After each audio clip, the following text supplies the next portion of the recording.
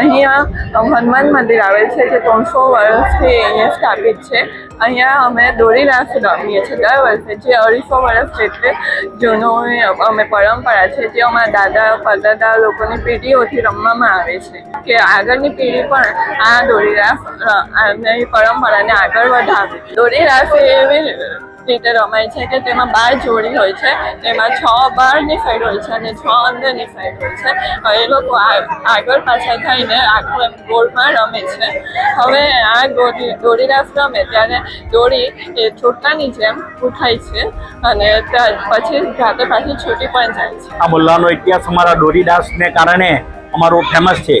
અહીંયા નવરાત્રિમાં અમે દોરી રાસ રમીએ અને એની જાતે જ દોરીનો ચોટલો ગુઠાય, ચોટલો છૂટે એ રીતે નીચે ખેલૈયાઓ રમતા હોય। વૃંદાવનના રાસો અહીંથી ગવૈયાઓ ગવડાવે અને એના આધારે અમે આ દોરી રાસ રમીએ। ખૂબ જ આનંદથી આ દોરી રાસ રમીએ।